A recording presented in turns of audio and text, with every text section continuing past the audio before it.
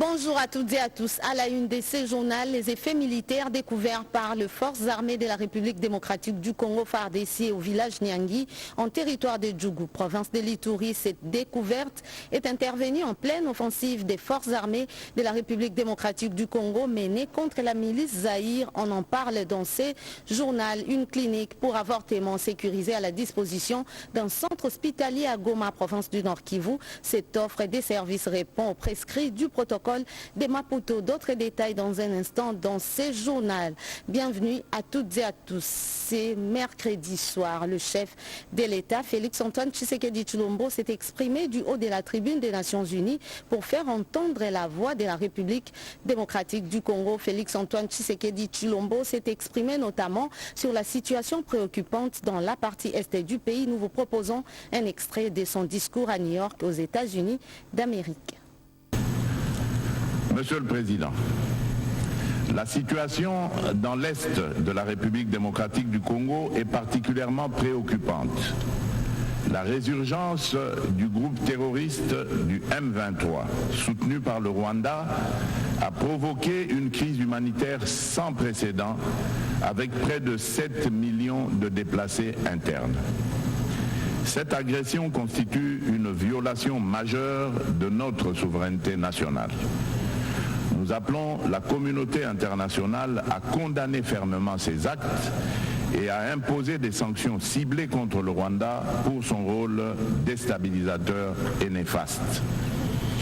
Nous exigeons le retrait immédiat et inconditionnel des troupes rwandaises de notre territoire.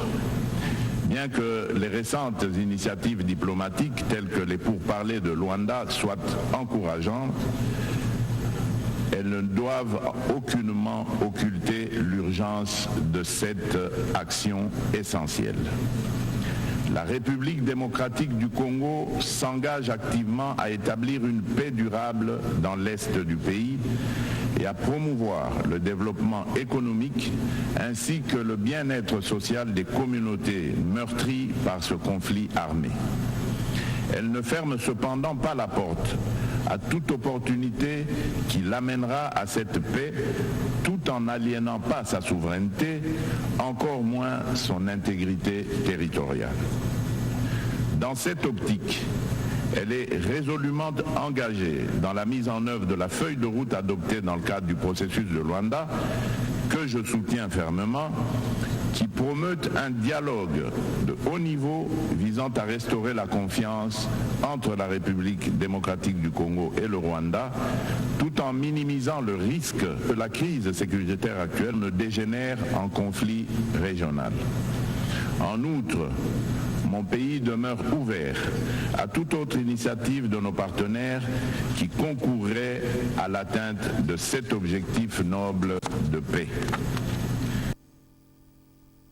C'est un extrait choisi par Giscard Koussema. Peu avant de s'adresser du haut de la tribune des Nations Unies, le chef de l'État, Félix-Antoine Tshisekedi Tshilombo, s'est entretenu successivement avec ses homologues polonais et serbes. Des entretiens ont tourné autour des questions d'intérêt commun. Suivez.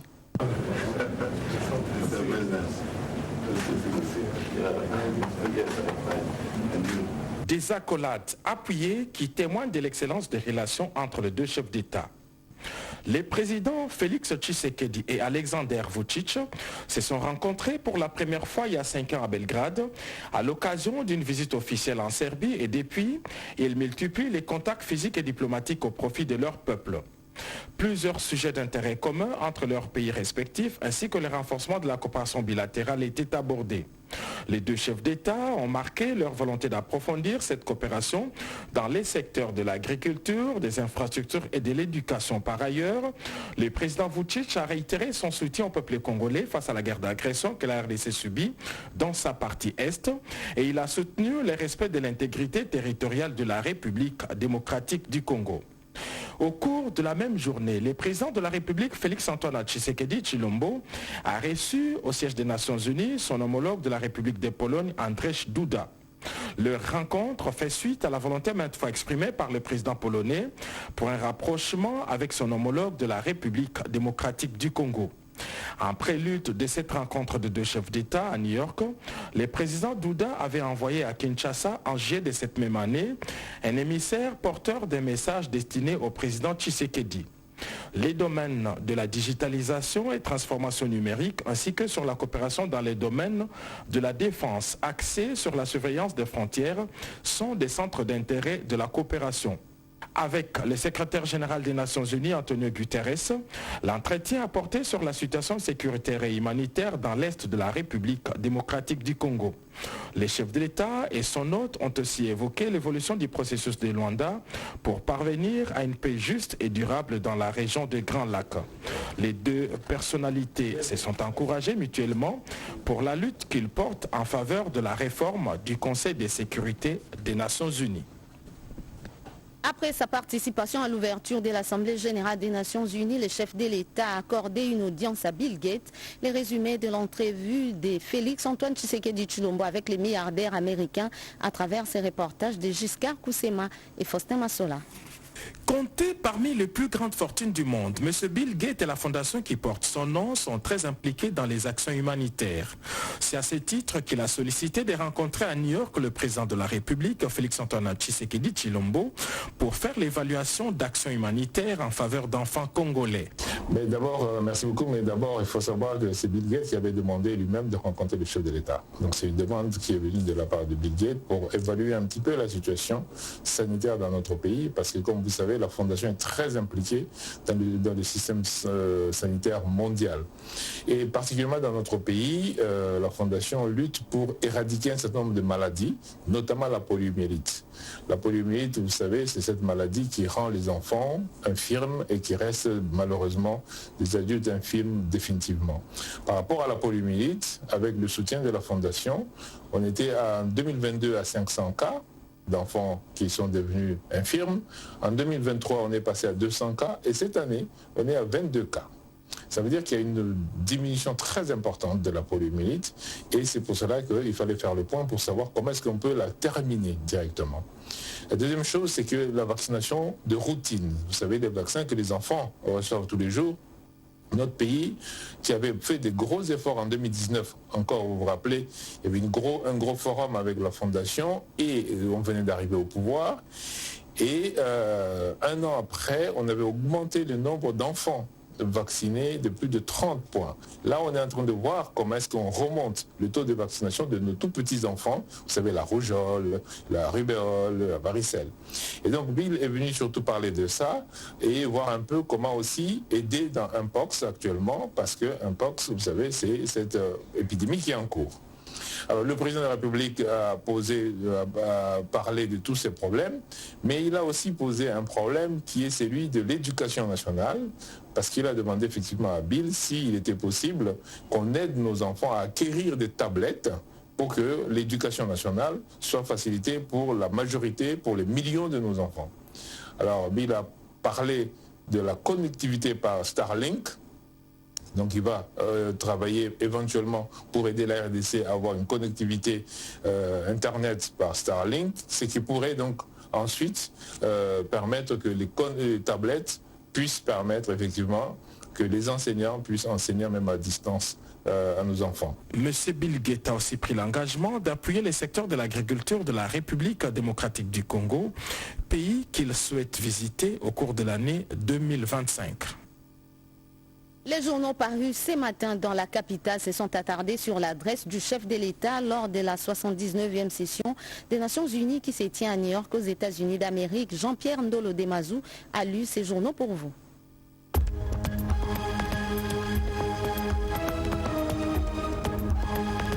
Bonjour mesdames, messieurs et bienvenue à cette revue de presse essentiellement consacrée au discours du chef de l'État à la 79e session ordinaire de l'Assemblée générale des Nations Unies. Le phare ouvre le bal et parle des sanctions ciblées proposées par le président de la République, Félix Antoine Tshisekedi, contre le Rwanda pour son rôle déstabilisateur en République démocratique du Congo.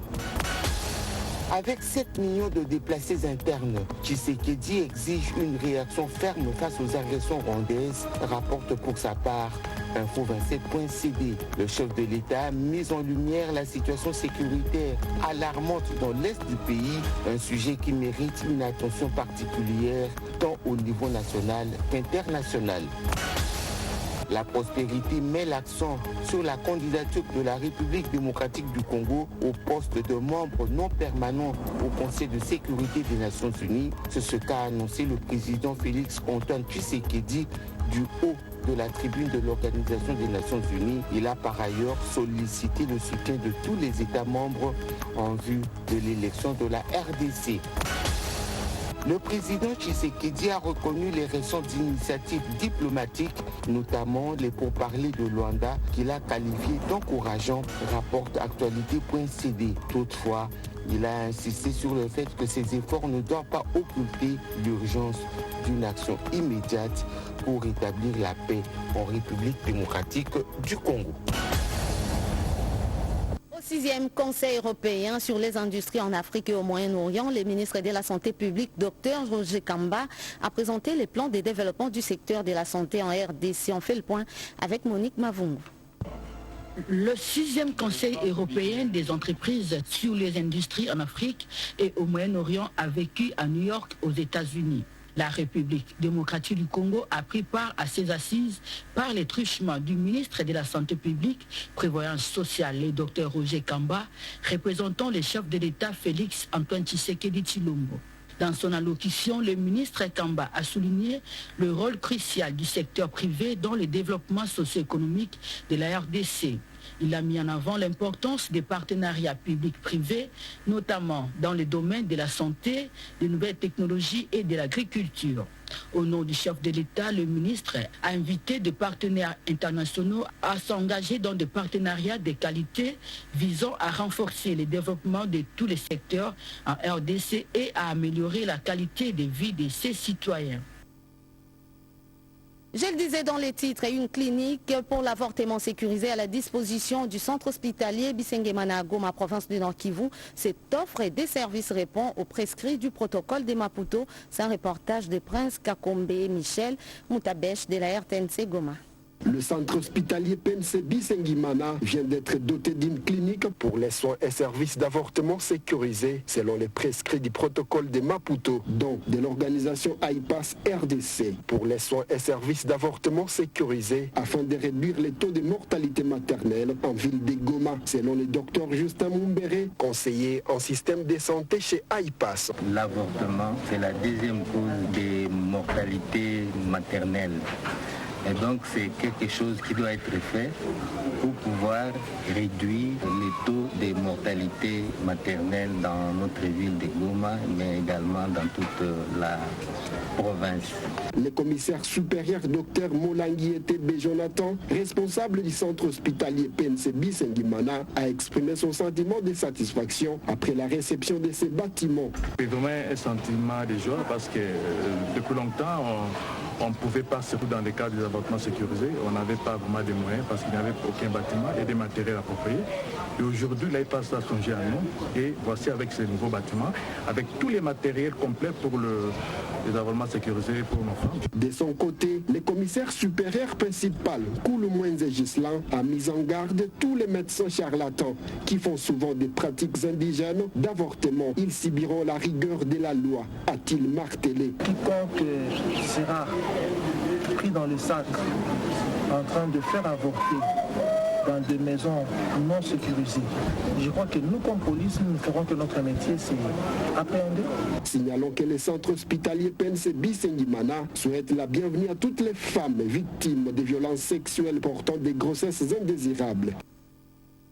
En nouvelle, les opérateurs des télécommunications qui n'ont pas encore déposé leur demande de conversion des titres à l'autorité des régulations de la poste et des télécommunications ARPTC ont jusqu'au 30 septembre 2024 pour les faire. Il s'agit des opérateurs des réseaux mobiles, des opérateurs d'infrastructures, fournisseurs d'Internet, des sociétés de télédistribution ainsi que des chaînes, des radios et des télévisions. Les présidents de l'ARPTC, Christian Katende, précise que passé ces délais, les dossiers ne seront plus recevables et les anciens titres deviendront caducs. Nous y reviendrons avec force Détails dans nos prochaines éditions. J'en parlais dans les titres. Les forces armées de la République démocratique du Congo poursuivent leur offensive contre les miliciens zaïres opérant dans l'Ituri. Les militaires ont récupéré les villages des Niangui en territoire des Djougou. Ces opérations ont été menées sous les commandements du gouverneur militaire, le lieutenant-général Johnny Boyakanchama. Cette nouvelle découverte est intervenue entre lundi et mardi 24 septembre courant dans la bourgade de Niangui. Nous sommes en territoire de Djougou. Ces munitions, uniformes, militaires, jambières et autres effets militaires appartiennent à la milice zaïre en débandade totale depuis l'offensive des forces armées déployées dans la zone. Aux côtés de ces effets militaires, il a été aussi découvert plusieurs pièces d'identité avec un tableau noir sur lesquels ce milicien dispensait l'idéologie de la guerre de leur mouvement dit d'autodéfense. Dans la même fouille, le cadavre de leur pauvre officier Emmanuel Kiza, neutralisé par l'armée régulière, a été découvert enterré dans des conditions inhumaines. Rappelons-le, la semaine écoulée, 29 armes AK-47 dont un PKM aux côtés de plusieurs munitions de guerre ont été découvertes par les forces armées de la République non loin du site de déplacés de Nyamoussassi. 2-0, victoire. Toutes ces découvertes qui prouvent en suffisance l'appui du M23 et leurs alliés AFC de Corneille Nanga à la milice zaïre sont faites sur l'instruction du commandant des opérations et gouverneur militaire de l'Ituri, le lieutenant-général Boyakanchama Johnny, qui ne jure qui par la pacification totale du littoral du lac Albert de manière particulière et de l'Ituri de manière générale. Junior Selemani pour ses reportages. Lors de son récent séjour à Kinshasa, le gouverneur de la province de l'Équateur, Bobo Boloko Bolumbu, a eu des contacts fructueux avec l'administration centrale pour évoquer le problème lié au développement de sa province. Le chef de l'exécutif provincial de l'Équateur a été accueilli au pied d'avion par le comité provincial de sécurité et tous les corps constitués de la province. Après la revue de troupes et les honneurs militaires, le gouverneur Boloko Bolumbu Bobo a eu droit à un banc de foule où fusaient de toutes parts de cris de félicitations et de slogans d'encouragement. Aussitôt au courant du retour de leur gouverneur, la population de Mbandaka ainsi que celle venue des territoires environnants se sont mobilisées comme un seul homme pour réserver un accueil délirant et triomphal à celui qu'on appelle effectueusement l'espoir de la province de l'Équateur, qui revient dans sa province comme un bon père de famille. La JBCR remplie de projets pour le développement de son entité. De l'aéroport, son cortège s'est ébranlé par-delà les grandes artères de la ville de Mbandaka, encadré par la même foule en liesse qui a conduit son leader par une marche à pied jusqu'au parc d'attractions Joseph Kabila, où a chuté le gouverneur de province pour enfin adresser un discours magistral à sa population. Cette arrivée triomphale du gouverneur Boloko Bolumbu Bobo est un pari gagné qui confirme son leadership. Un autre gouverneur qui a séjourné dans la capitale, c'est celui du Kasaï oriental, Jean-Paul Mboué-Boakapo, est venu présenter la situation actuelle de sa province aux autorités compétentes au niveau national. C'est un reportage de Léon Omodo et Jeff Chioucha. Le gouverneur de la province du Kasaï oriental, Jean-Paul Mboué-Boakapo, est rentré mardi 24 septembre 2024 en Bujimaï. Il revient de Kinshasa où il a été en mission officielle de plus de 10 jours, accompagné du président de l'Assemblée provinciale, Willy Mouya Mukendi, pour expliquer aux autorités nationales la situation dans laquelle se trouve la province du Kasaï oriental. À sa descente d'avion, le chef de l'exécutif provincial a été salué par le vice-gouverneur de province, Dr Augustin Kayembe Moulemena, et plusieurs autorités provinciales. C'était avant de se confier à la presse pour parler de sa mission à Kinshasa. Il fallait que nous allions rencontrer les autorités du pays pour leur expliquer la situation dans laquelle se trouvait notre province. Nous avons été pratiquement partout. Notre agenda, nous l'avons respecté. Tous les services que nous avons prévus, nous les avons visités. Ils nous ont vraiment écoutés. et ils nous ont promis. Nous attendons les retombées de notre visite.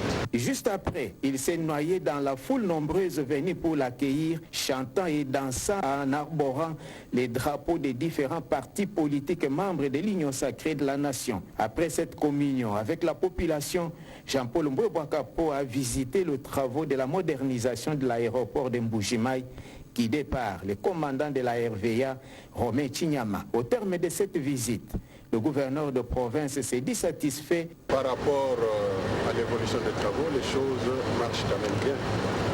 Par exemple, dans la centrale électrique où nous sommes, quand nous étions venus, les travaux étaient juste au début. Maintenant, ils sont en train de terminer la phase de rez-de-chaussée.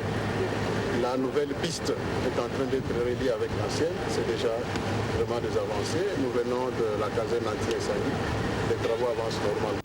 C'est vraiment un constat que nous venons de faire. Les choses évoluent normalement. C'est bien, ça fait notre joie.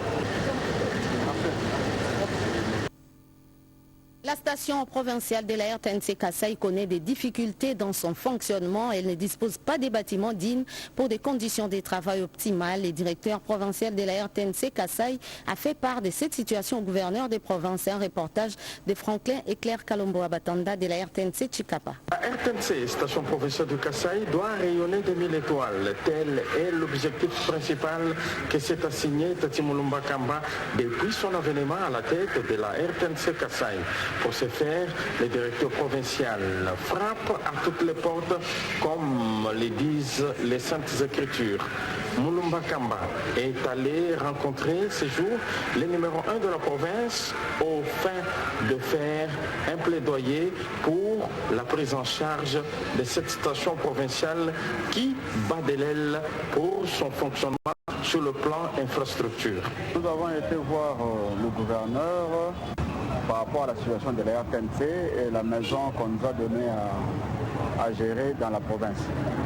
Donc c'est par rapport à ça que nous sommes allés voir le gouverneur.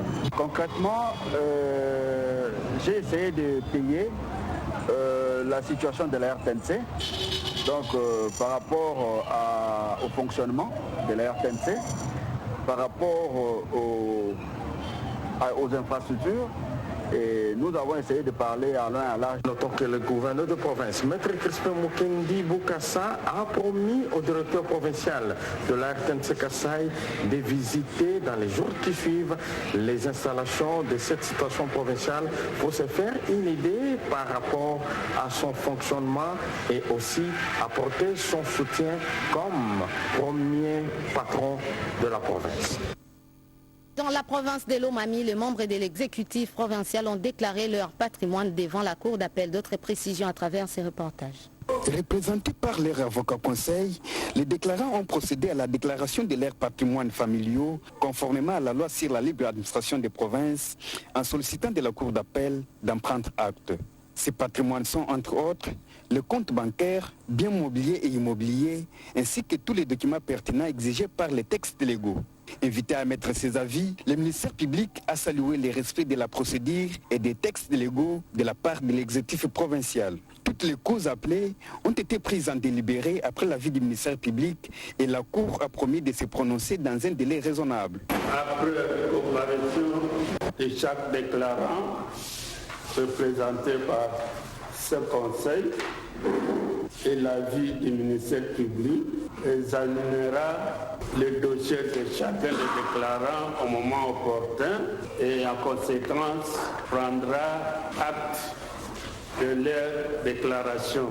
Ainsi dit, prenons le décision à délibérer pour rendre l'arrêt dans un bref délai.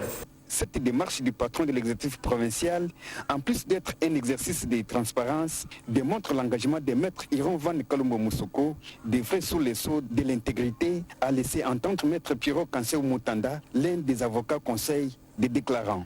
Le plus grand devoir était justement de pouvoir déposer la déclaration écrite de patrimoine des différents membres du gouvernement provincial, le gouvernement Iron Van Kalumbo.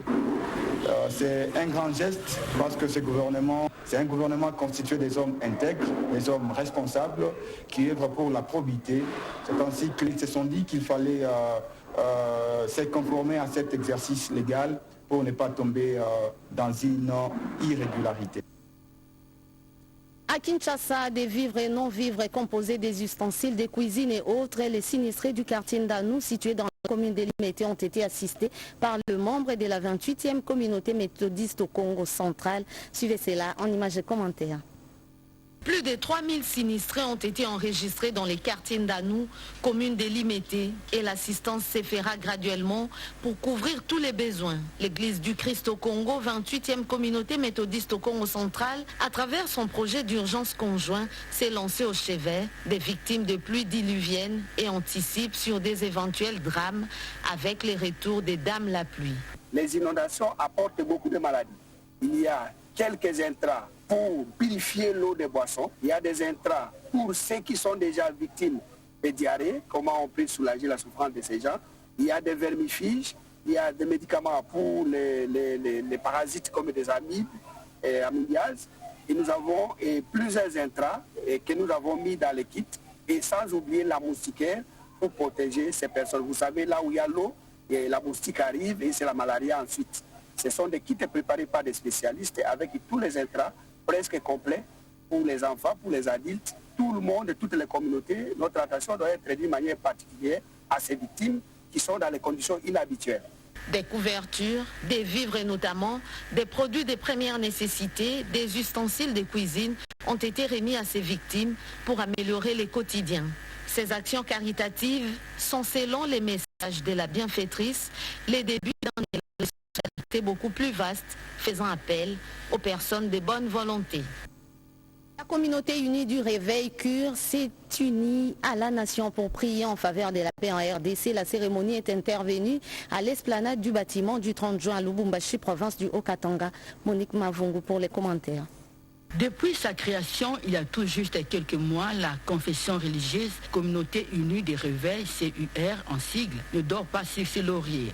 Bien au contraire, elle travaille sans relâche pour répondre à sa vocation d'abord évangélique au niveau national, mais aussi à sa vocation sociale. Le mardi 17 septembre 2024, l'archevêque supérieur de Communauté Unie du Réveil, Dodo Israël Kamba Balanganaï, accompagné de son épouse, la révérende Dorcas Kamba, et d'une importante délégation, a fait le déplacement de la ville de Lubumbashi au menu de son voyage, des activités évangéliques et des œuvres sociales.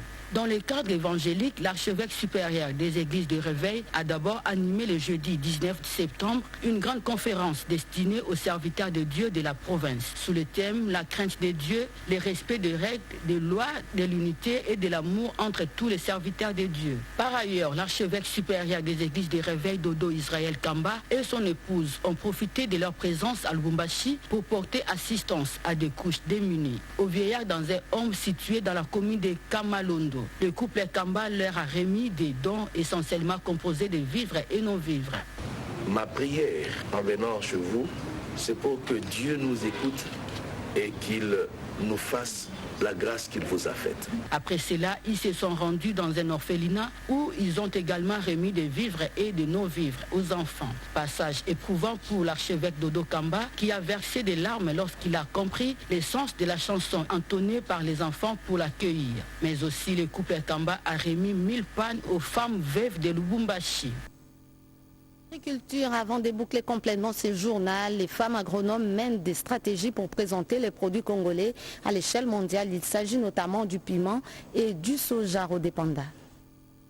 Accord de coopération Chine-RDC, ZLECAf, AGOA, opportunité ou défi, c'est le thème qui a réuni ces femmes ingénieurs agronomes et les labels Sungaya Congo pour représenter les produits congolais à l'échelle mondiale. Nous pouvons utiliser ces marchés extérieurs pour pouvoir ramener la sécurité alimentaire, pour pouvoir payer la population et que cette population soit en mesure maintenant de se fournir les aliments dont ils ont besoin. Nous voyons ça comme des opportunités au niveau africain, au niveau de la Chine et au niveau des États-Unis. Avec plus de 6000 produits congolais autorisés d'exportation aux USA contre une soixantaine en Chine, ces experts s'emploient à relever les défis se conformant aux bonnes pratiques coulées sous forme des normes Codex Alimentarius. Malgré la tendance d'importation de nourriture estimé à 98%. Tout ce qui sont déjà sur terrain, les agrès multiplicateurs. Les mines sont contrôlées par les multinationales, mais les secteurs agricoles, des exportateurs, des soja, des piments, qu'on puisse parler des entreprises congolaises. Nsungaya Congo et les agronomes veulent changer la donne. Si nous pensons exportation, nous devons penser normes. Parce que chez nous, nous pouvons produire n'importe comment, mais une fois que nous atteignons la frontière, la norme nous suit. Et dès que la norme n'est pas suivie, tous les produits que nous aurons produits ne seront pas valables. L'exportation des produits congolais est une responsabilité de tous. C'est la fin de ce journal coordonné par Guy Matundou, réalisé par Chimène Dondo. Grâce Babadi a concouru à sa rédaction. Madame, Messieurs, merci à vous de l'avoir suivi. Les prochains rendez-vous avec l'actualité, c'est tout à l'heure à 19h. Au revoir.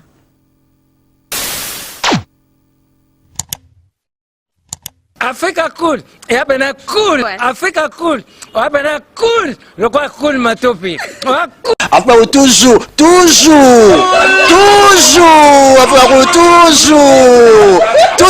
enfin, c'est bon. Et ça chaîne est bien, et puis vous êtes très rapide. Et ça très rapide, et ça chaîne mon co, bah quoi ça a bien confiance. En tout cas, nazo senga na bato oyo nanu ba souscrire te bazwa. Donc, eza vraiment neti oyo balobakaki buka lelo, lamba lelo, lia lelo. Vous voulez le Congo? Pour que le Congo devienne cool, pour suivre les cool analyses, alors revenez et abonnez-vous massivement. Massivement. Alors beaucoup de gens ils pensent que l'Afrique cool donne l'information en temps réel. Mais je ne crois pas cela. C'est-à-dire l'Afrique cool donne l'information en temps réel et en temps chirurgical. Si tu ne suis pas, tu as la crise cardiaque. Qu'est-ce que tu penses de l'Afrique cool? C'est PPL. Africa Cool, c'est la destination de prédilection pour une communication optimale. Africa Cool Télévision est une chaîne qui est en train de réunir toutes les tendances. Donc les chrétiens s'y retrouvent, les païens s'y retrouvent, les politiciens s'y retrouvent, les femmes ménagères s'y retrouvent. Donc eza eloro na biso to sepela ranango yango chaque fois son aye na Kinshasa, il faut namona Africa Cool. Et au monde de chaîne oza impartial. Et le rôle de Babino, vous méritez le soutien de la population ainsi que des institutions complètes. Biso nyonso to s'abonner à Africa Cool. Africa Cool oyo. Zengo. Africa Cool, merci beaucoup l'idée. Non, je remercie en tout cas Africa Cool leur support et on leur souhaite bonne chance pour la suite. On leur souhaite le plein succès. Placer un petit mot par rapport à la récompense Oyo. Ah, je félicite très sincèrement Africa Cool. Voilà. Je n'avais pas opéré le mauvais choix. Voilà. J'avais recommandé, je me rappelle que je disais que c'était une destination de prédilection pour une communication optimale d'excellence. Nazanga Mogote Tala, YouTube Yemoko a reconnaître que Naponaki Mabete. Au moins, il choix to salaka, ba réflexion to salaka. Tikalaka abonné à Africa Cool. Comme ça, tu partages. Bravo Africa Cool. Merci beaucoup. Bravo Bino. Mutubo s'abonner parce que trophée Ezali à Bino, Ezali partagé. Voilà. Moi, je me sens aussi copropriétaire. Il y a prix Oyo. Voilà. Bravo Africa Cool. Merci beaucoup. Toujours.